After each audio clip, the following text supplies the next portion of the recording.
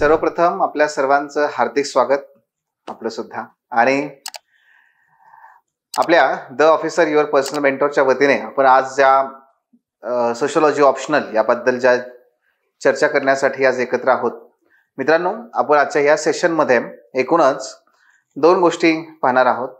यातला सोशोलॉजी हा तर महत्त्वाचा आहेच आहे, पण त्याचबरोबर जो शब्द आपण त्या ठिकाणी वापरलेला आहे तो म्हणजे one stop solution. One stop solution म्हणजे इथे सर्व ज्या काही तुमच्या क्वेरीज आहेत, ज्या काही सगळ्या अडचणी आहेत त्या इथे येऊन सुटतात आणि एकाच ठिकाणी तुम्हाला त्या सर्व प्रश्नांची उत्तरे मिळतात. आणि म्हणूनच या सेशनमध्ये आपण एकूणच तुम्ही जे UPSCची तयारी करत असाल किंवा आगामी राज्यसेवेमध्ये तुम्हाला यश मिळवायचं असेल, दोन्हीमध्ये सुद्धा जे आपल्याला यश मिळवायचं आहे तर त्यासाठी आपल्याला तो प्रश्न, त्या प्रश्नाचं उत्तर सापडलं पाहिजे. ते उत्तर काय आहे तर ते हा सोशोलॉजी ऑप्शनल आहे. जर मला माझ्या मनाजोगती पोस्ट मिळवायची असेल आगामी 25 या वर्षामध्ये, मग ती UPSCतून असेल अथवा ती MPSC मधून असेल, तर दोन्हीमध्ये सुद्धा मला ती पोस्ट मिळवायची आहे. मला तो कुणासाठी जॉब असेल, तुम्हाला जी पोस्ट मिळवायची आहे ती कुणासाठी तो जॉब असेल, कुणासाठी ते एक स्वप्न असेल, कुणासाठी ते ध्येय असेल, कुणासाठी तो एक मेजर माइलस्टोन असेल. मित्रांनो, तुमच्यासाठी ते काहीही असो, पण शेवटी महत्त्व आहे ते तुम्ही अधिकारी बनण्याला. आणि जर आपल्याला अधिकारी बनायचं असेल तर त्यासाठी सोशोलॉजी हा ऑप्शनल, तो कसा आहे बेस्ट ऑप्शन आहे तुम्हाला, हे आपल्याला आज बघायचं आहे. आणि दुसऱ्या बाजूला एकूणच ह्या परीक्षेमध्ये जर यश मिळवायचं असेल तर आपला the officer your personal mentor हा जो आपला प्लॅटफॉर्म आहे, हा प्लॅटफॉर्म इतर कोचिंग क्लासेस ज्यामध्ये आम्ही कधीही म्हणत नाही आम्ही कोचिंग क्लास आहोत असं, तरी सुद्धा त्या सर्वांपेक्षा इथे काय भिन्नत्व आहे आणि तुम्हाला तुमच्या ज्या गरजा आहेत त्या कशा पूर्ण केल्या जातात आणि आपल्या एकूण पुढे या बॅचच्या अंतर्गत आपण कसं काम करणार आहोत, या सर्वांची आपल्याला चर्चा या ठिकाणी करायची आहे. तर सर्वप्रथम महत्त्वाचा मुद्दा काय बघा, तुम्ही आजचे आणि तुम्ही उद्याचे अधिकारी, हा जो विद्यार्थी ते अधिकारी हा जो प्रवास आपला आहे त्याच्यामध्ये जो मार्ग आहे तो एकदम असा स्मूथ, अगदी केकवॉक सारखा, अगदी सहज पार पाडता येईल यासारखा बिलकुल नाहीये. त्याच्यामध्ये अनेक वाटा आहेत, अनेक वळणं आहेत, अनेक खासखळगे आहेत, अनेक वेळा आपल्याला त्या ठिकाणी डिमोटिवेट व्हावं लागणार आहे आणि अनेक ठिकाणी आपल्याला ते तोंडघशी सुद्धा पडावं लागणार आहे. आणि मित्रांनो, म्हणूनच ही परीक्षा जे UPSCचा विचार केला ती जगामध्ये one of the toughest examination आहे. आणि MPSC राज्यसेवा असेल ही, मग ती पूर्वीची ऑब्जेक्टिव्ह किंवा आताची डिस्क्रिप्टिव्ह असेल, या सुद्धा परीक्षांनी आपला दर्जा नेहमी टिकवून ठेवलेला आहे. कारण मित्रांनो, या परीक्षेमधून तुम्ही जेव्हा पास होता तेव्हा तुम्हाला त्या हायरार्कीमध्ये इतकं मानाचं पद मिळतंय, मानाबरोबरच इतके अधिकार असलेलं पद मिळतंय आणि अधिकारांबरोबरच इतकं जबाबदार पद मिळतंय की जिथे तेवढ्याच ताकदीचा उमेदवार बसला पाहिजे, तेवढ्या ताकदीचा उमेदवार हा अधिकारी बनला पाहिजे. कारण अधिकारी एका बाजूला पॉलिसी इम्प्लिमेंट करतो आणि अधिकारी दुसऱ्या बाजूला पॉलिसी मेकिंग मध्ये सुद्धा महत्वाची भूमिका निभावतो. आणि त्यामुळे भारताच्या विकासामध्ये जर माननीय पंतप्रधानांनी आपल्या सर्वांना 2047 मध्ये भारताला विकसित बनवण्यासाठी आवाहन केलं असेल आणि प्रयत्न आपण सगळेजण करत असू, तर मित्रांनो, उद्या जेव्हा तुम्ही अधिकारी व्हाल तेव्हा अधिकारी या नात्याने तुमच्या हातामध्ये हे ड्रायव्हिंग सीट असणार आहे, ते व्हील असणार आहे. तुम्ही या भारताला विकसित बनवण्यामध्ये अत्यंत महत्वाची भूमिका निभावणार आहात आणि म्हणूनच प्रशासनामध्ये तेवढ्या ताकदीचे उमेदवार मिळाले पाहिजेत. ही दोन्हीही आयोगांची भूमिका आहे. आणि तुम्ही आहात ताकदीचे, तुमच्याकडे त्या क्षमता आहेत, पण नुसत्या असून चालत नाही, आपल्याला ते सिद्ध करावं लागतं. आणि ते सिद्ध करण्यासाठी मग तावून सुलाखून पुढे जावं लागतं. आणि मग हा विद्यार्थी ते अधिकारी हा जो प्रवास आहे, या प्रवासामध्ये अनेक प्रकारच्या समस्या आपल्याला सातत्याने भेडसावतात. तुम्ही नवीन असा, तुम्ही जुने असा, तुम्ही अनुभवी असा, तुम्ही अगदी नवख्या पहिल्यांदा अटेम्प्ट देणारे असा, तुम्हाला सर्वांना समस्या काही कॉमन स्वरूपाच्या भेडसावत असतात. जसं की फॉर एक्झाम्पल जर आपण बघितलं तर कुठल्या कुठल्या समस्या असतात ह्या, अगदी कॉमन समस्या मी त्या ठिकाणी सांगतोय तुम्हाला. जसं पहिला मुद्दा, अभ्यासक्रम हा प्रचंड मोठा आहे सर, अहो संपतच नाहीये. 4-4 अटेम्प्ट दिले तरी पण, समजा तुम्ही विचारा तुमचे सिनियर असेल कोणीतरी 4 अटेम्प्ट दिलेला, त्याला जाऊन भेटा, परीक्षेच्या अगोदर अगदी 2 दिवस 3 दिवस, काय दादा संपला का अभ्यास, मी तुम्हाला गॅरंटीड लिहून देतो. तो कधीच म्हणणार नाही झाला की अरे महिना 2 महिन्यापूर्वीच झालाय, तो असं कधीच म्हणणार नाही. का म्हणत नाही? कारण हा जो अभ्यासक्रम आहे मित्रांनो, तो इतका मोठा आहे, इतका विस्तृत आहे. आणि ते तसं का बरं आहे, ते का केलं जातं तसं कारण असं आहे, तुम्ही उद्या अधिकारी झाल्यानंतर सुद्धा तुमच्या पुढचं काम कधीच संपणार नसतं. आणि जेव्हा कधीच काम संपणार नाहीये तेव्हा काम तर उरकलं पाहिजे, प्रभावीपणे उरकलं पाहिजे. त्यासाठी मग तुमच्याकडे ती कौशल्य विकसित झाली पाहिजे. अभ्यासक्रम मोठा आहे, पण अधिकारी होण्यासाठी सगळा अभ्यासक्रम संपवणं हे गरजेचं नाहीये. पहिल्या प्रयत्नामध्ये जेव्हा एखादा उमेदवार यशस्वी होतो तेव्हा त्याला विचारा, सगळ्याचा सगळा अभ्यासक्रम पाठ करून गेला होतास काय, सगळ्याचा सगळा अभ्यासक्रम संपवून गेला होतास काय? आणि तुम्हाला उत्तर मिळेल नाही. परीक्षेची जी गरज आहे ती ओळख आणि त्यानुसार अभ्यास कर, यशस्वी होता येतं पहिल्या प्रयत्नामध्ये. मित्रांनो, मग आपल्या समोर आव्हान असं असतं, सर एवढा सिलेबस आहे ना, वेळच पुरत नाही हो. मित्रांनो, एमपीएससी असो यूपीएससी असो, आपल्याला सगळ्यात जास्त टंचाई जी भासते ती म्हणजे वेळेची. त्यामुळे वेळ आपल्याकडे उपलब्ध कधीच नसतो. मात्र उपलब्ध वेळेमध्येच आपल्याला अधिकारी व्हायचंय, आपल्याला यश मिळवायचं. पहिली समस्या, अभ्यासक्रम कसा संपू नाही, कसा उरकू नाही, तर तो कसा त्याच्यावरती प्रभुत्व मिळवू, हा मुद्दा असला पाहिजे. त्याचबरोबर विषय कुठलाही, मग तो जीएसचा असेल, तो ऑप्शनलचा असेल, तो आणि त्याचबरोबर चालू घडामोडी यांचा समन्वय कसा साधायचा. लोकसत्ता वाचतोय, कळतच नाही काय वाचायचं. द हिंदू हातात घेतला, आज तर अख्खा दिवस जातो त्यात, 3 तास 4 तास त्यात जातात.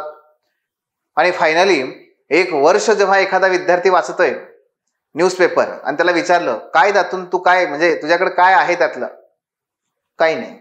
ज्याने नोट्स काढल्या किमान तो म्हणतो तरी सर माझ्याकडे नोट्स तरी आहेत, पण त्याच्याकडे नोट्सही नाही काढल्या, नुसतंच वाचलं.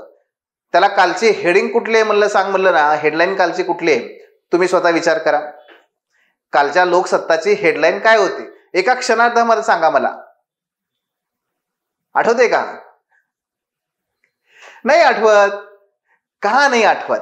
कारण नुसतं वाचणं हे उपयोगाचं नाहीये, ते वाचावं लागेल अभ्यासाभिमुख किंवा परीक्षाभिमुख पद्धतीने. परीक्षाभिमुख पद्धतीने म्हणजेच आपल्याला अप्रोच डेव्हलप करावा लागतो. विदाऊट अप्रोच काहीच गोष्टी लक्षात राहत नाहीत, कुठल्याच गोष्टी लक्षात राहत नाहीत, काहीच उपयोग होत नाही त्या गोष्टींचा. आणि म्हणून न्यूजपेपर असो, आपल्याला तो कसा जोडायचा ही मोठी समस्या असते. योग्य वैकल्पिक विषय मेक ऑर ब्रेक आहे. तुम्ही जो वैकल्पिक विषय निवडता तो तुमच्या यशामध्ये मेक ऑर ब्रेक, म्हणजे काय, त्याने यश मिळतं किंवा त्याच्यामुळे तुमचं यश राहतं. आणि म्हणून अत्यंत महत्वाचा असतो वैकल्पिक विषय. 500 मार्काचा विषय निवडायचा कसा. आमची समस्या, मी तुमच्या समस्या सांगतोय तुम्हाला कुठल्या आहेत त्या. स्त्रोत आणि अभ्यास साहित्यामधलं गोंधळ. आज आपण माहितीच्या विस्फोटाच्या युगात राहतोय. एक क्लिक केलं, गुगलवरती आपण सर्च केलं तर तुम्हाला खंडीभर त्या ठिकाणी काय येतात, वेबसाईट येतात. मग या टॉपरने हे वापरलं, त्या टॉपरने हे वापरलं, ह्याने टॉपरने हे सुचवलं, त्या टॉपरने हे सुचवलं. अडचण आपल्याला ही येते की अरे प्रत्येकजण वेगवेगळं सांगतोय, शिक्षक वेगळे सांगतायत, विद्यार्थी वेगळे सांगतायत, प्रत्येकजण. मग करायचं काय, निवडायचं काय, कुठल्या प्रकारे जायचं. आणि भरपूर सारी पुस्तकं आणून ठेवली की त्याचं ओझ्याशिवाय आपल्याला काहीच नाहीये आणि बावरून जातो आपण. अडचणी आपल्या कुठल्या आहेत? केवळ वाचनावर लक्ष केंद्रित करणं, केवळ वाचनावर लक्ष केंद्रित करून बिलकुल नाही. म्हणजे ही परीक्षा काही तुमच्या वाचनाच्या वेगाची परीक्षा नाहीये, ही परीक्षा तुमच्या लिखाणाची आहे. आणि म्हणून लेखन कौशल्यावरती तुम्हाला महत्व आहे. लेखन कौशल्यावर तुम्हाला प्रभुत्व मिळवावं लागेल, वाचन नाही. वाचा कमी, लिहा जास्त. आमचा नेहमीचा मंत्र असतो, वाचा कमी, लिहा जास्त. उत्तर लेखनाची समस्या. पण आमचा प्रॉब्लेम असा असतो, सर अभ्यास आता सुरू केलाय, काही लक्षात नाही, काही कंटेंट नाही, आमच्याकडे काही आठवत नाही, तुम्ही लिहायला लावताय. लिहू कसा, पहिला प्रश्न. सुरुवात कशी करू, दुसरा प्रश्न. सर एकदम बेस्ट आन्सर कसं लिहू, मॉडेल आन्सर पाठवा की जरा 2-4, चौथा प्रश्न. आणि या अशा अनेक प्रश्नांमुळे आमचे विद्यार्थी उत्तरच लिहित नाहीत. आणि उत्तर लिहितच नाहीत.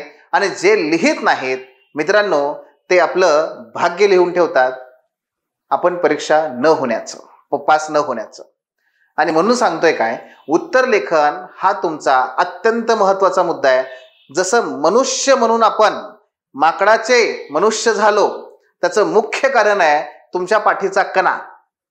हा जसा पाठीचा कणा आपल्याला इतर सर्व प्राण्यांपेक्षा वेगळं ठरवतो, तसं तुमचं उत्तर लेखन तुमच्या इतर सर्व विद्यार्थ्यांपेक्षा तुमचं वेगळेपण ठरवतंय. नेहमी लक्षात ठेवा.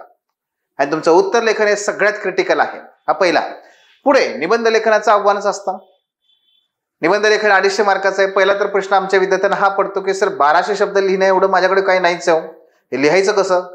दुसरा, सर लय माहिती आहे पण 12 शब्दात बसू कसं हे कळत नाहीये. तिसरा, सर लिहितोय मी पण ते जीएस सारखं उत्तर होऊन जाते, ते निबंध सारखं वाटत नाही. चौथं, सर ते भरपूर जर म्हणतात त्यात कविता टाका, कोटेशन टाका, हे पण लक्षात राहतच नाही आपल्याला काय करायचं, ते कुठून पाठ करायचं. अशा असंख्य समस्या निबंध लेखन. त्याचबरोबर सातत्य, म्हणजे आमच्या स्पर्धा परीक्षेतल्या सर्व विद्यार्थ्यांचा सगळ्यात कळीचा मुद्दा, सर्वात कठीण मुद्दा तो म्हणजे सातत्य राहत नाही. आम्ही आरंभशूर असतो, सुरुवात अतिशय धडाडीने करतो, पण तो टेम्परामेंट आम्हाला टिकवून ठेवता येत नाही. आणि तर आपलंच आहे का? नाही, असं नाही ना. तुम्ही आता रोहित शर्मा बघा, आहे की नाही, त्याला काढून टाकलं त्या कॅप्टन्सीकडून का? बॅड पॅच चालू आहे त्याचा. म्हणजेच काय? म्हणजे सातत्य टिकवता नाही आलं. आणि सगळं सातत्य टिकवता येत नाही त्याला कोणीच त्या ठिकाणी यशस्वी बनवू शकत नाही. म्हणून सातत्य टिकवणं ती आमची समस्या आहे.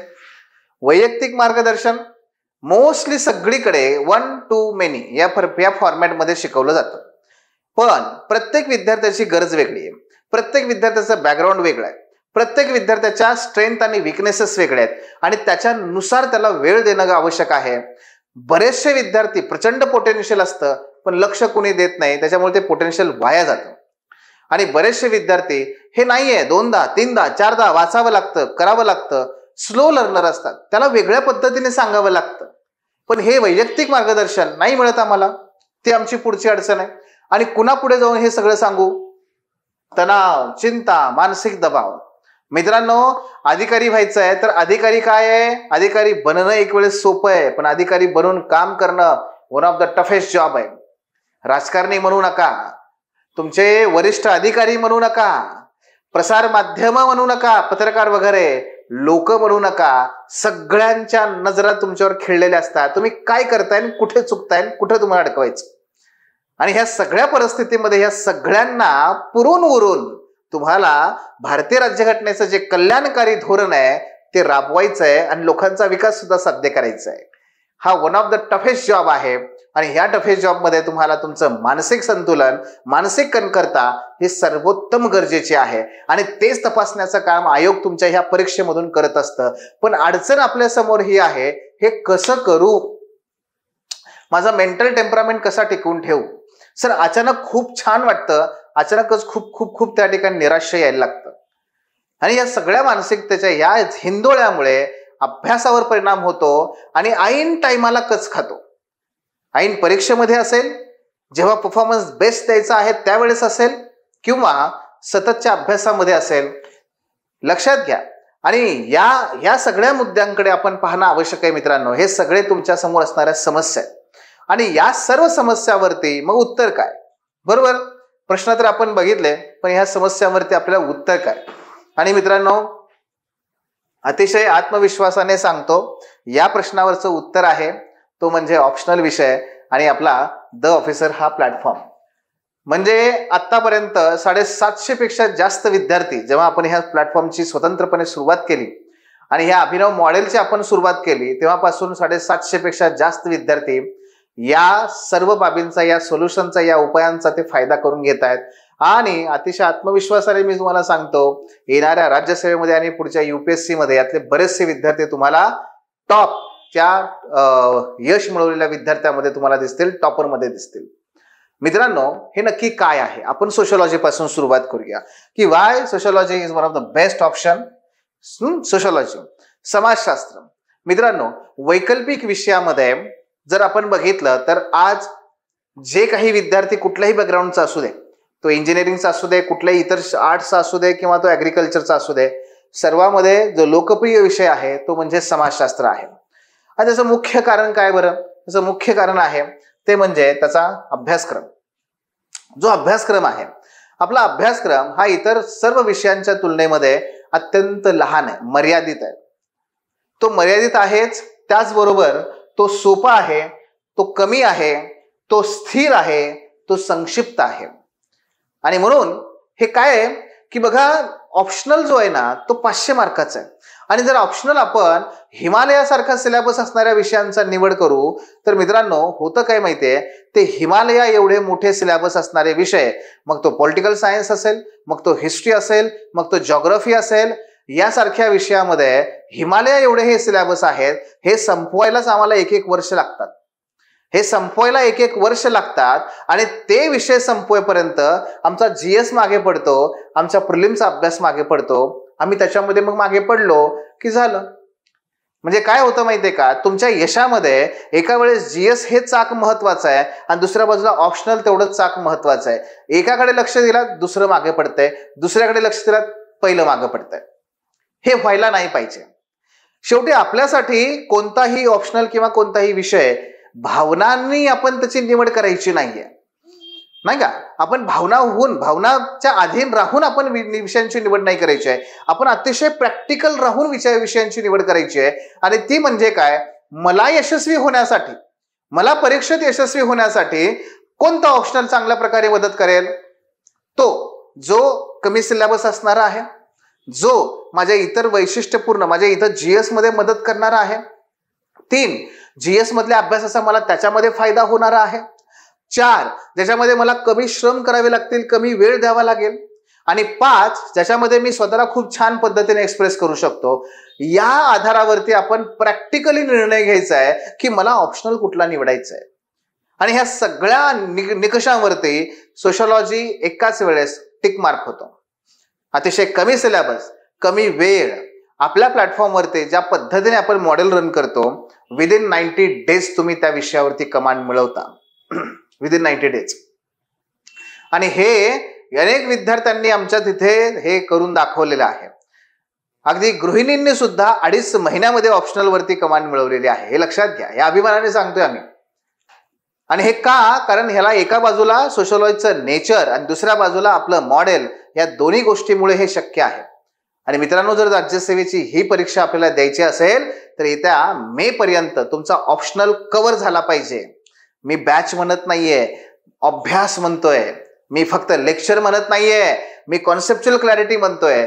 मी फक्त लेक्चर म्हणत नाहीये, मी तुमचं आन्सर रायटिंग म्हणतोय. मी तुमचं फक्त वाचन म्हणत नाहीये, तुमचा सगळा फीडबॅक आणि तुमची इम्प्रूव्हमेंट म्हणतोय. हे सगळं होऊ शकतं हे फक्त सोशलॉजी आणि आपल्या प्लॅटफॉर्मच्या वैशिष्ट्यपूर्ण मॉडेलमुळे. इतर ठिकाणी किंवा अगदी मी सुद्धा जे पारंपरिक स्वरूपात आम्ही पूर्वी घ्यायचो बॅचेस, 8 महिने किमान लागायचे एक बॅच संपवायला. आणि फक्त त्यामध्ये मोस्टली लेक्चर व्हायचे. मित्रांनो, माझे अनेक जुने विद्यार्थी आहेत जे आज येऊन भेटतात आणि सर म्हणतात की कदाचित या पद्धतीने आम्ही अभ्यास केला असतात तर, हे मॉडेल आम्हाला त्यावेळेस उपलब्ध असतात तर. आणि पॉल सायन्स सारखे, हिस्ट्री सारखे तर विषय तुम्ही लेक्चर घेऊन जाहीर करू शकता हो, 4 महिन्यात बॅच, 5 महिन्यामध्ये बॅच. पण नाही ना, फक्त लेक्चर करणं म्हणजे अभ्यास नाहीये. तुमच्या दृष्टिकोनातून लेक्चर असणं, आयोगाच्या समस्या डिमांड करणं म्हणजे PYQचं अनालिसिस करणं, लेक्चरच्या माध्यमातून कॉन्सेप्च्युअल क्लॅरिटी होणं, रीडिंगच्या माध्यमातून तुमच्याकडे कंटेंट गोळा होणं, तुमच्या नोट्स निघणं, लिहिता येणं, लिहिणं, तुम्ही नोट्स प्रिपेअर होणं, आन्सर रायटिंग करणं, त्याच्यावरचा फीडबॅक, ह्या सगळ्या गोष्टी एकत्र झाल्या तर त्याला अभ्यास म्हणायचं. नुसतं वाचन म्हणजे अभ्यास नसतो, नुसतं लेक्चर म्हणजे ऑप्शनलचा अभ्यास नसतो. हे लक्षात ठेवा नेहमी. आणि म्हणून फक्त लेक्चर्सच्या बॅचेसला जॉईन केलं तर लेक्चरला 6-7 महिने लागतात, मग अभ्यासाला पुढे 6-7 महिने लागतात, आणि मग पुन्हा कमांड यायला पुढे आणखी 6-7 महिने लागतात. आहे का तुमच्याकडे 1.5 वर्ष? 1.5 वर्ष गेला बाजार, 1 वर्ष आहे का तुमच्याकडे? मे महिन्यापर्यंत तुमचा ऑप्शनल कव्हर व्हायला पाहिजे, तर तुम्हाला ऍडव्हान्टेज मिळणार आहे. तर तुम्ही त्या विषयावर पुढे प्रिलिम नंतर पुढच्या 3-4 महिन्यामध्ये कमांड मिळवू शकता, प्रभुत्व मिळवू शकता, रिव्हिजन करू शकता, व्हॅल्यू ॲडिशन करू शकता. आत्ता संपला पाहिजे काही करून आपला मे पर्यंत हा ऑप्शनल, तर आपल्याला पुढे ते करता येईल, तर आपल्याला इतर विद्यार्थ्यांपेक्षा पुढे आघाडी मिळवता येईल. आणि हे करण्यासाठी भावना विवश होऊ नका किंवा मित्राने सांगितलं म्हणून त्याच्यासोबत वाहवत जाऊ नका. स्वतःचा बुद्धीचा वापर करून जे निकष मी सांगितले त्याच्या आधारावरती विचार करणं आवश्यक आहे. आणि सोशोलॉजी हा निश्चितपणे मित्रांनो तुम्हाला या पद्धतीने मदत करतो. हा सगळ्यात महत्वाचा याचा बेनिफिट आहे. याचबरोबर हा ऑप्शनल असा आहे बघा. सोशोलॉजीचे माझे 50% जास्त विद्यार्थी जे आहेत ना, हे इंजिनिअरिंग बॅकग्राऊंडचे आहेत, BSc बॅकग्राऊंडचे आहेत, प्रोफेशनल डिग्री घेतलेले आहेत, म्हणजे मेडिकल सायन्स, आर्किटेक्चर आणि हे 50% जास्त क्राऊड सोशोलॉजीचा. आणि माझेच नाही, सर्व तुम्ही बघा. यावर्षी अनिमेश प्रधान हा जो भारतात दुसऱ्या क्रमांकाने यशस्वी झालेला विद्यार्थीचा ऑप्शनल सोशोलॉजी. अनिमेशचा इंजिनिअरिंगचा बॅकग्राऊंड आहे. मॅकेन्सी नावाच्या कंपनीमध्ये तो MBA करून कन्सल्टन्सी करत होता. काय होतं, हा ऑप्शनलच तसा आहे की तो कुठल्याही बॅकग्राऊंडच्या विद्यार्थ्याला सहजपणे जमतो. मग तो ऍग्रिकल्चर असू दे, आर्ट्स असू दे, कोणी असू दे. का? कारण या विषयाला अभ्यास करण्यासाठी पूर्वज्ञानाची आवश्यकता नाहीये. हे लक्षात घ्या. का बरं? कारण सोशोलॉजीचा जो अभ्यासक्रम आहे ना, अतिशय जनरल आहे. मी नेहमी सांगत असतो ते म्हणजे, विवाह झालाय तुमचा, काही जणांचा झाला असेल, काही जणांचा करणार असाल, करणार आहे का नाही? हा, तुम्हाला धर्म आहे का नाही? कुठल्या धर्माचे आहात तुम्ही? स्वतःला उत्तर द्या. कुठल्या जातीचे आहात? तुमचं लिंग काय? हा, समजतंय का? मित्रांनो, हेच तुमचं सिलेबस मध्ये आहे. तुम्ही आणि तुमची फॅमिली म्हणजे तुमचा सोशोलॉजीचा सिलेबस आहे. तुम्ही आणि तुमची फॅमिली हा सोशोलॉजीचा सिलेबस आहे. सोशोलॉजीचा सिलेबस जगावेगळा मंगळ ग्रहावरचा आणलेला नाहीये, किंवा सोशोलॉजीचा सिलेबस कुठल्या तरी एका सायंटिस्टने कुठेतरी एका लॅबोरेटरीमध्ये थिअरी लावली त्याचा सिलेबस नाहीये. जरी तुम्हाला सोशोलॉजीमध्ये थिंकर असले तरी थिंकरमध्ये डुर्खीम म्हणतात. तुमच्या ग्रामीण भारतातल्या, तुमच्या महाराष्ट्रातल्या शेतकऱ्यांच्या आत्महत्या का होत आहेत ते मी सांगतो तुम्हाला. हे दुर्खीम म्हणतोय कोण? 18व्या-19व्या शतकातला थिंकर तुम्हाला सांगतोय तुमच्या शेतकरी आत्महत्या का करतायत. शेतकऱ्यांच्या आत्महत्या हा युरोपियन लोकांचा प्रश्न नाहीये. शेतकऱ्यांच्या आत्महत्या हा आमच्या गावातल्या लोकांचा प्रश्न आहे, आमच्या प्रदेशातल्या लोकांचा प्रश्न आहे, आमच्या शेतकऱ्यांचा प्रश्न आहे. येते लक्षात तुमच्या? भारतामध्ये शेतकऱ्यानंतर सर्वात जास्त आत्महत्या करणारे आमच्या महिला आहेत. का करतायत आत्महत्या? त्यानंतर क्रमांक लागतोय आमच्या लष्करी अधिकाऱ्यांचा आणि लष्करी या सैनिकांचा. का करतात ते? त्यानंतर क्रमांक लागतोय जेलमधल्या कैद्यांचा. का करतायत ते? त्यानंतर क्रमांक लागतोय तो आमच्या विद्यार्थ्यांचा. का करतायत ते? मला सांगा. विद्यार्थी आत्महत्या करतात, जेलमधले कैदी आत्महत्या करतात, शेतकरी आत्महत्या करतो, महिला आत्महत्या करतात. हा आत्महत्येचा मुद्दा हा कुठल्या तुमच्या एखाद्या बायोलॉजी मधल्या त्या एखाद्या थेअरी प्रमाणे आहे का जो तुम्हाला माहित नाहीये? यासाठी तुम्हाला विशेष ज्ञानाची गरज नाहीये. हे माझ्या अवतीभवती घडतंय, मला माहिती आहे. अरे याने आत्महत्या केली, त्याने आत्महत्या केली. एवढे ऍक्टर आणि ऍक्ट्रेसेस असतात, एवढं चांगलं करिअर आहे, पण याने आत्महत्या केली का? कशामुळे? ही जी कारण आहेत ना मित्रांनो, त्याचं उत्तर तुम्हाला सोशोलॉजी देतं. आणि म्हणून सोशोलॉजीचा सिलेबस जो आहे हा तुम्हाला अनोळखी बिलकुल नाहीये. तुम्ही, तुमचं कुटुंब, तुमचं गाव आणि तुमचा समाज हा तुमच्या सोशोलॉजीचा सिलेबस आहे. तो इतका इंटरेस्टिंग आहे. तो काय करतो? तुम्ही जे जीवन जगत असता दररोज त्याच जीवनाकडे पाहण्याचा नवीन दृष्टिकोन देतो, तो सोशोलॉजी आहे. हे लक्षात घ्या. आणि त्यामुळे होतं काय, उलट आपल्याला फार इंटरेस्ट क्रिएट होतो या सब्जेक्टमुळे. कारण त्याच गोष्टी आहेत. म्हणजे त्याच लग्न समारंभामध्ये जाऊन आम्ही कितीतरी वेळेस तांदूळ असे बऱ्याच लोकांना मारलेले आहेत ठरवून, बरोबर ना, फेकून. त्याच लग्नामध्ये जाऊन आम्ही कितीतरी वेळेस आडवा तिडवा हात मारलेला आहे जेवणावरती. पण जेव्हा सोशोलॉजीचा अभ्यास करतो तेव्हा मात्र त्याच लग्नात आपण जातोय, पण त्या लग्नाकडे पाहण्याचा आपला अख्खा दृष्टिकोन बदललेला असतो. तो दृष्टिकोन देण्याचं काम सोशोलॉजी करतो. आणि मग सोशोलॉजीमध्ये तुम्हाला विशेष ज्ञानाची गरज पडत नाही. हा तसं सगळ्यात मोठं बलस्थान आहे मित्रांनो, आणि याचा आपल्याला फायदा होतो. आणि त्याचबरोबर सोशोलॉजीचा फायदा तुमच्या GS मध्ये पदोपदी पावलोपावली होतो. आणि GS मधल्या सगळ्या वाचनाचा अभ्यास तुम्हाला समाजशास्त्रामध्ये होतो. GS1 इतिहास, या इतिहास आणि समाजशास्त्र ह्या सख्या जुळ्या बहिणी आहेत. सख्या जुळ्या बहिणी. कारण आपण इतिहासामध्ये अभ्यास कसा करतोय समाजाचा, तिथे तुम्ही जे काही वाचाल ना त्याचा सगळा फायदा तुम्हाला सोशोलॉजीमध्ये होतो. विशेष करून पेपर 2 मध्ये होतो. डॉक्टर बाबासाहेब आंबेडकर माहित आहेत तुम्हाला? माहित आहेत आपल्याला. डॉक्टर बाबासाहेब आंबेडकरांचं अख्खं जीवन चरित्र काय आहे ते? तुम्ही तुमच्या इतिहासामध्ये वाचलं, समाजसुधारकामध्ये वाचलं, मित्रांनो तो सगळा अभ्यास तुम्हाला सोशिओलॉजीमध्ये उपयोगाला येतो. आणि सोशिओलॉजी तुम्हाला डॉक्टर बाबासाहेब आंबेडकरांच्या कार्याकडे पाहण्याचा जो नवीन दृष्टिकोन देते ना, त्याचा फायदा तुम्हाला तुमच्या GS हिस्ट्रीमध्ये उत्तर लिहिताना होतो. आणि मग तिथे त्याला कळतं त्या परीक्षकाला, अरे GS हिस्ट्रीमध्ये तो परीक्षक तुमचं उत्तर तपासत असेल तर तो म्हणतो, अरे हा परिप्रेक्ष्य, हा पर्स्पेक्टिव्ह कुठेच मला सापडला नाही, या मुलाने हा लिहिला. मग तो काय आहे ते सोशिओलॉजी देतात. मग पेपर 1 मध्ये हिस्ट्री, पेपर 1 मध्ये सोसायटी, 70 ते 80 मार्कांचे प्रश्न ह्या सोसायटीवरती येतात. अख्खाच्या अख्खा टॉपिक तुम्हाला सोशिओलॉजी मधून कव्हर होतो. पेपर 2 सोशल जस्टिस, या सोशल जस्टिस मध्ये सोशिओलॉजीचा फायदा होतो. पेपर 3 इकॉनॉमी, इकॉनॉमी मध्ये लँड रिफॉर्म, असमानता, दारिद्र्य, हे सगळे सोशिओलॉजी मध्ये टॉपिक आहेत. त्याचा फायदा इथे, याचा फायदा तिकडे, दोघांचा परस्परांना. एथिक्स, एथिक्स मध्ये 50% सिलेबस हा सोशिओलॉजीशी संबंधित आहे. 25% सिलेबस थेट सोशिओलॉजी मधून आहे आणि 25% उर्वरित सिलेबस हा सोशल सायकोलॉजी मधून आहे. सोशल सायकोलॉजी ही ब्रांच आहे, ती फक्त सायकोलॉजीची नाहीये, ती सोशिओलॉजीशी संबंधित शाखा आहे. आणि सोशल सायकोलॉजीचे बरेचसे विचारवंत आपल्याला इथे येतात सोशिओलॉजीमध्ये. त्यामुळे एथिक्समध्ये तुम्हाला 50% पेक्षा जास्त प्रश्न आणि उत्तरं सोशिओलॉजीच्या ज्ञानावरती सोडवता येतात. आणि निबंधाबद्दल तर काही विचारूच नका. जे 2 सेक्शन आहेत, एकूण 8 टॉपिक आहेत, त्याच्यामध्ये किमान 2 टॉपिक दरवर्षी हे सोशिओलॉजीशी संबंधितच असतात.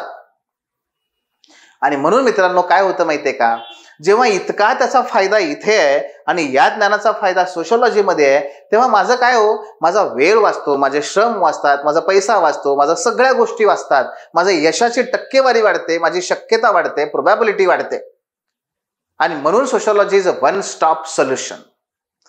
फक्त सोशिओलॉजी हा जो विषय आहे तो कुणासाठी आहे हे लक्षात घ्या. ज्याला फक्त ना डोळ्याला झापडं लावायचे आहेत आणि कुणीतरी सांगितलं वाचायचंय, पाठ करायचंय, लिहायचंय, त्यांच्यासाठी सोशिओलॉजी नाही.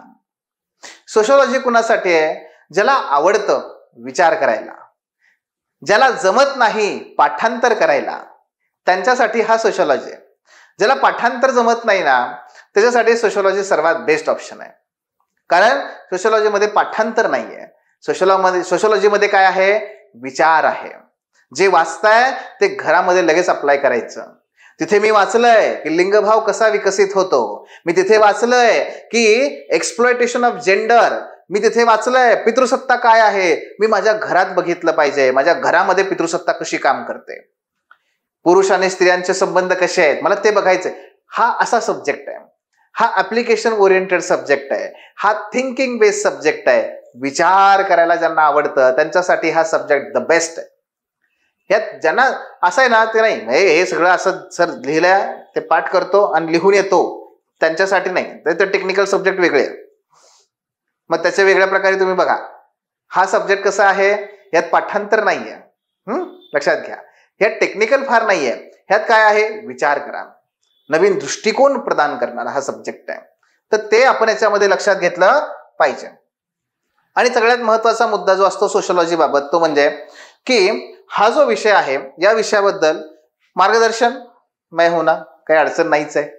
आणि संदर्भ साहित्य म्हणाल तर संदर्भ साहित्य मराठी मधून हा फार मोठा अपप्रचार करणारी लोक तुम्हाला अवतीभोवती बरेच सापडतील की नाही यार सोशिओलॉजीमध्ये हे असं ते तसं, ते प्रत्येक विषयाबद्दल बोलणारी लोक असतात. पण मराठीमधून प्रत्येक टॉपिक निहाय तुम्हाला दर्जेदार साहित्य उपलब्ध आहे.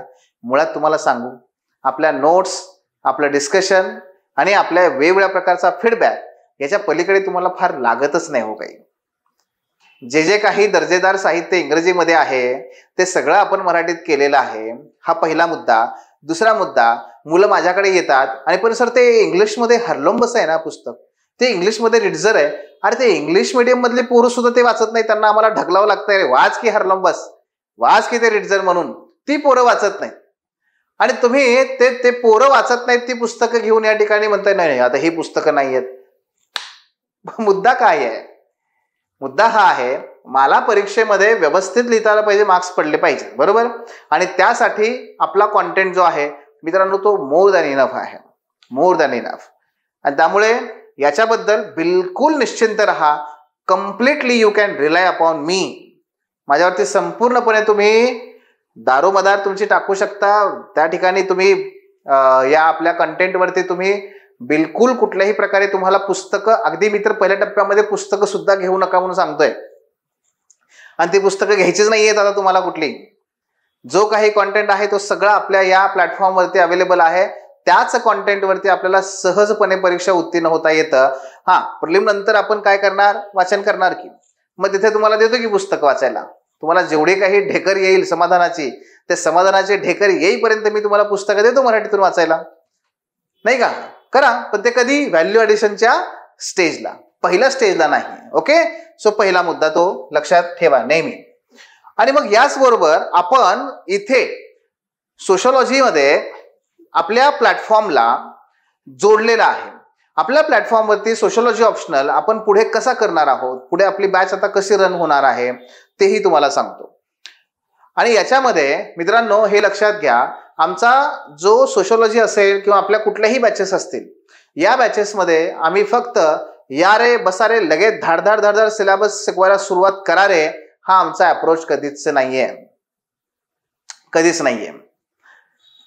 पहिल्यांदा जेव्हा विद्यार्थी येतो, ऍडमिशन घेतो, ऍडमिशन झाल्यानंतर पहिल्यांदा आम्ही त्याला स्वतःकडे पाहायला लावतो. कारण लक्षात घ्या, जे पिंडी ते ब्रह्मांडी असतं. अधिकारी तुम्हाला व्हायचंय, आयोग तुम्हाला तपासणार आहे, आयोग तुमच्यामध्ये त्या क्वालिटी पाहणार आहे. तर पहिल्यांदा पहा ना, आपल्याला काय काय येतं आणि काय काय येत नाही, हे लक्षात घ्या. जगामध्ये सर्वात कठीण बाब कुठली असेल माहितीये? ती म्हणजे, कुठली बाब असेल सर्वात कठीण? ती म्हणजे आरशासमोर उभा राहून स्वतःला पाहणं. फक्त पाहणं नाही शारीरिक दृष्टिकोनातून, तर स्वतःला पाहणं अंतर्बाह्य स्वरूपात. ही जगात सर्वात कठीण बाब असते. जगाच्या सगळ्या गोष्टींचं मूल्यमापन आपण करू, पण आपलं मूल्यमापन आपल्याला करायला सगळ्यात जड जातं. पण ते करणं गरजेचं आहे, कारण जे पिंडी ते ब्रह्मांडी. कारण मित्रांनो, आपल्यात जर त्या क्षमता आहेत तर घाबरता कशाला, आणि क्षमता नसतील तर आम्ही आहोत की त्या क्षमता तुमच्यात विकसित करायला. इथे आणि म्हणून मांजरासारखं आपण डोळे बंद करून दूध पिलं म्हणजे आपल्याला कोणी बघणार नाही आणि आपण सहज यशस्वी होऊ, बिलकुल नाही. जर आपल्याला लेखन कौशल्य चांगलं जमत नसेल तर तू कानाडोळा केला म्हणून तू पास होशील का? जर वाचनाचा वेग चांगला नसेल, लक्षात राहत नसेल व्यवस्थितपणे, तू दुर्लक्ष केलं म्हणून त्या ठिकाणी पास होणार आहेस का? तुला ते विकसित करावं लागेल. मग हे करणार कसं? एक वर्ष झाल्यानंतर विद्यार्थ्याला कळतं की अरे जमत नाही ना राव, हे यशच मिळत नाहीये. 2-2, 3-3 वर्षानंतर. आणि जेव्हा आम्ही त्याचं विश्लेषण करायला त्याला लावतो मित्रांनो, कशा माध्यमातून? तर या माध्यमातून.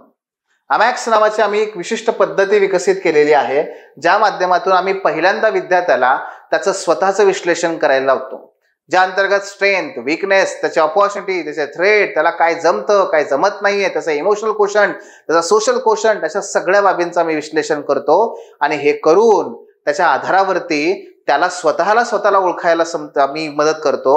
आणि आम्हाला सुद्धा तो विद्यार्थी कसा आहे, त्यात काय पोटेन्शियल आहे, त्याला कसं डील केलं पाहिजे, त्याला कसं प्रोत्साहित केलं पाहिजे, हे सगळं आम्हाला कळतं.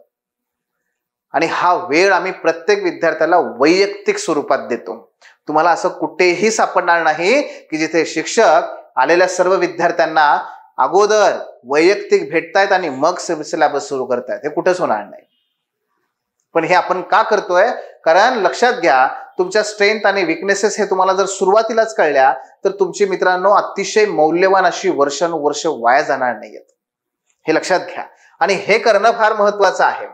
आणि मग याच तुमच्या स्वॉट वरती, तुम्ही सबमिट केलेल्या स्वॉट वरती आपण पहिल्यांदा तुमचं संपूर्ण नियोजन तयार करतो, तुमची रणनीती ठरवतो, रिव्हर्स प्लॅनिंग करतो. रिव्हर्स प्लॅनिंग केल्यामुळे काय होतं माहितीये, आपल्याला पिक्चर क्लिअर होतं, मला कुठल्या महिन्यात काय करायचंय, कुठल्या महिन्यात कुठला विषय संपवायचा आहे. आणि फक्त आपण सोशॉलॉजी पर्यंत मर्यादित राहत नाही, आपण तुमचं नियोजन सोशॉलॉजी प्लस जीएस प्लस तुमचं न्यूजपेपर, करंट अफेअर्स, तुमचं डेलीची जी दिनचर्या आहे ती, ह्या सगळ्यांचं आपल्याला नियोजन करावं लागतं. कारण यश परीक्षेमधलं हे फक्त एका ऑप्शनलवर मिळतं का? जीएस पण चांगला पाहिजे ना, आहे की नाही? आणि आपल्याला यश मिळवायचं आहे आणि तुमच्या यशासाठी म्हणून तुमचं नियोजन तुम्हाला योग्य रीतीने बसवून देणं ही माझी जबाबदारी ठरते. नैतिक सुद्धा आम्ही ती मानतो आणि ती त्याचबरोबर या सोशलॉजीच्या संदर्भात सुद्धा. मग आपलं नियोजन ठरणार. नियोजन ठरलं की त्याच्यामध्ये मग तुम्हाला सगळ्या गोष्टी क्लिअर असतात. नोट्स कशा काढायच्या, वाचन कसं करायचं, क्वेश्चन पेपरचं अनालिसिस करायचं कसं. 2-2 वर्ष क्लास नंतर सुद्धा पोरांना क्वेश्चन पेपरचं अनालिसिस म्हणजे काय सांगतात माहितीये? सर रेडीमेड पुस्तकातले क्वेश्चन आम्ही वाचतो ना, ते आमचं क्वेश्चन पेपरचं अनालिसिस आहे. त्यांनी केलं, मी कशाला करू? मित्रा, त्याने केलं, त्यांना अप्रोच डेव्हलप झाला. तू नाही केलं, तू आयुष्यात कधी यशस्वी होत नाही. आणि म्हणून नोट्स कशा काढाव्या, वाचन कसं करावं, क्वेश्चन पेपरचं अनालिसिस कसं करावं, अगदी याच्या पलीकडे जाऊन जे काही इतर छोटे छोटे मुद्दे आहेत त्या सगळ्यांची आपण चर्चा करतो ह्या आपल्या पहिल्या सेशनमध्ये. आणि मग विद्यार्थ्याला एकदम गोष्टी क्लिअर असतात. फक्त त्याला पुढे काम एकच राहतं, एक्झिक्यूट करणं, दिलेले टार्गेट्स. कारण आपलं एकूण स्वरूप जे आहे अभ्यासाचं हे सगळं हे टार्गेट बेस आहे.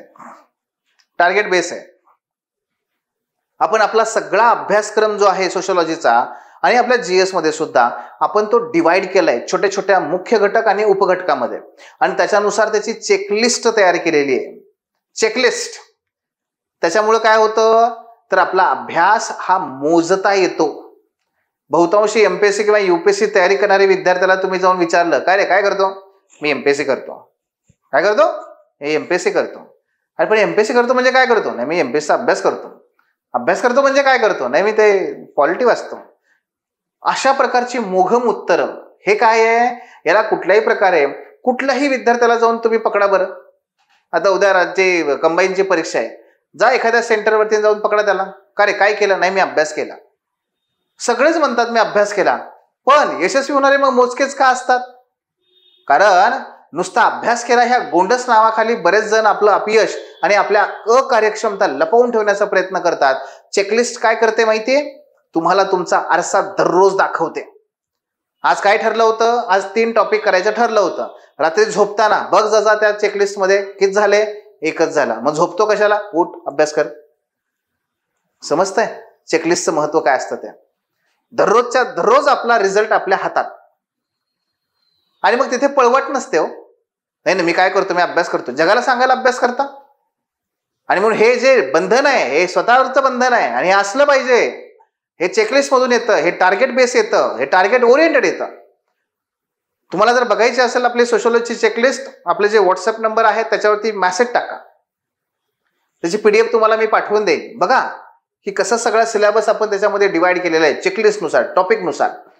आणि मग ते टॉपिक, त्याचे सब टॉपिक, त्याचे डेट्स, ह्या पद्धतीने आपला सगळा अभ्यासक्रम आपला कव्हर होतो. आणि म्हणून विद्यार्थ्यांना तो काय आहे अतिशय परिणामकारकपणे पद्धतीने काम पूर्ण करता येतो. हे लक्षात घ्या. चेकलिस्ट पाहिजे. प्रत्येक गोष्टीची चेकलिस्ट पाहिजे.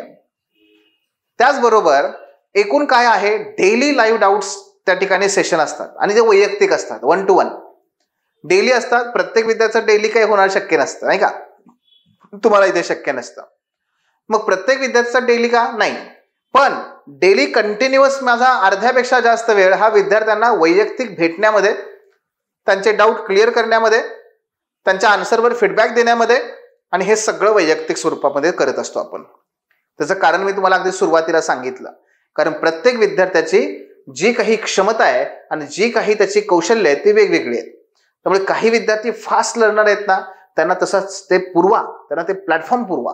बघा त्या काय वेगाने पद्धतीने पुढे जातात आणि छानपणे पुढे अभ्यास संपवतात.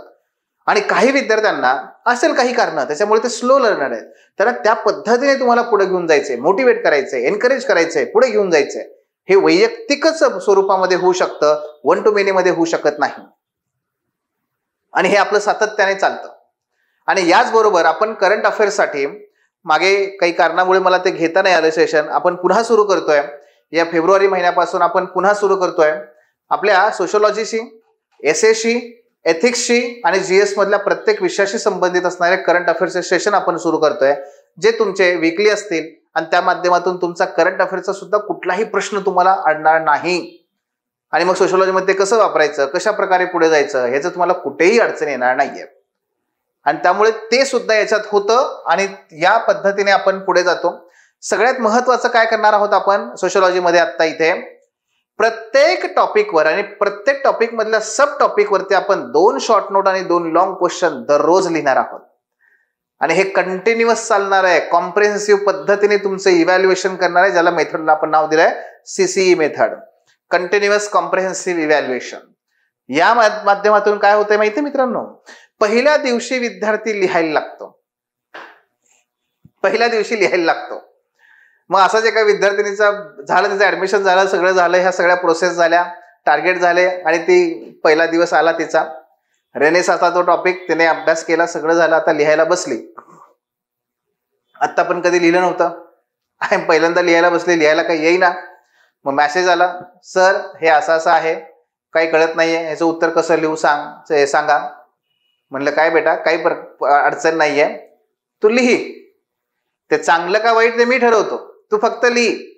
आणि म्हणून माझा विद्यार्थ्यांना मेसेज काय असतो नेहमी, बेटा बेस्ट आन्सर नको लिहू, फक्त आन्सर लिही. मुलं लिहित का नाहीत माहितीये, कारण त्यांना बेस्ट आन्सर लिहायचं असतं. पण बेस्ट आन्सर हे पहिल्या दिवशी येतं का, नाही, त्यासाठी प्रयत्न करावे लागतात, प्रयत्नपूर्वक पुढे जावं लागतं. त्यामुळे आन्सर लिहा, ते बेस्ट कसं बनवायचं माझ्या हातात आहे, मी तुम्हाला ते सांगतोच. आणि म्हणून पहिल्या दिवसापासून विद्यार्थी लिहायला लागतात, ते आपल्या पेपरच्या शेवटच्या टॉपिक पर्यंत लिहितात. आणि या पद्धतीने बॅच संपेपर्यंत 650 पेक्षा जास्त प्रश्न विद्यार्थ्यांनी लिहिलेले असतात मित्रांनो. आणि त्या माध्यमातून त्याचा अख्खा पेपर लिहून झालेला आहे, 2 पेपर लिहून झालेले आहेत, त्याच्या सगळ्या तांत्रिक चुका त्याच्यात दूर झालेल्या असतात, काही अडचण येत नाही, काही अडचण येत नाही. आणि हे आपल्या ह्या बॅच मध्ये आपण पुढे करणार आहोत आणि त्या पद्धतीने आपल्याला पुढे जायचं आहे.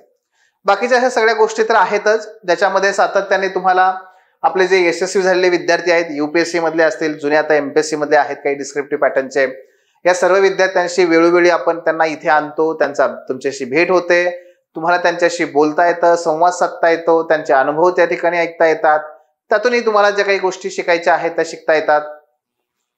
अमर्याद वॉच टाइम आहे, अमर्याद फॅकल्टी सपोर्ट आहे. कुठल्याही प्रकारे आपण असं म्हणत नाही की अरे एकदाच बघायचं, 2दा बघायचं, 3दा बघायचं, असं काही त्याला हे नाहीये. तुम्हाला जर ते वारंवार पाहायचंय, कारण बऱ्याच वेळेस कसं होतं की लेक्चर पारंपरिक मॉडेलमध्ये काय बघा, एकदा आले सर, शिकवलं, निघून गेले, पुन्हा अरे काही गोष्टी आठवतच नाहीयेत, सरांना पुन्हा बोलवा, सरांना लेक्चर द्यायला लावा, होत नाही, ते करत नाहीत. इथे तसं होत नाही. इथे तुम्हाला ते जे लेक्चर आहे ते पुन्हा पुन्हा बघता येतं, रिव्हिजन ही करता येते आणि कॉन्सेप्ट ही त्यातून क्लिअर होते. ते फायदे आहेत. इथे लक्षात तुमच्या हे अशा पद्धतीने मित्रांनो आपल्याला एकूणच काय म्हटलं आपण, आपला प्लॅटफॉर्म आणि आपला ऑप्शनल हे कसे आहेत, one stop solution, one stop solution या पद्धतीने आहेत. तेव्हा मित्रांनो एकूणच काय आहे, पुढच्या ह्या 4 महिन्यात आपल्याकडे आजपासून या 4 महिन्यामध्ये नव्हे, तुमचं टार्गेट हे 3 महिन्याचंच असलं पाहिजे, विदिन 90 डेज. ऑप्शनल वरती आपल्याला कमांड मिळवायचे आणि अतिशय आत्मविश्वासाने पुढे प्रिलिमला सुरुवात करायची आहे. जर तुम्ही राज्यसेवा देणार असाल तर, आणि UPSC करणार असाल तरी सुद्धा तुम्हाला पुढे GSचा अभ्यास सुरू करायचा आहे. या पद्धतीने तयारीला लागा. पुढचं वर्ष अमर्याद संधी घेऊन येत आहे. फक्त तुम्ही त्या संधी प्राप्त करण्यासाठी तयार असलं पाहिजे. नशिबाची व्याख्या कशी असते माहितीये का, नशीब इज इक्वल टू संधी प्लस तयारी. लक्षात घ्या. आणि हे आपण कधीही चुकवायचं नाहीये. तुमचे कुठल्याही प्रकारचे प्रश्न असतील तर नक्की विचारू शकता, भेटू शकता.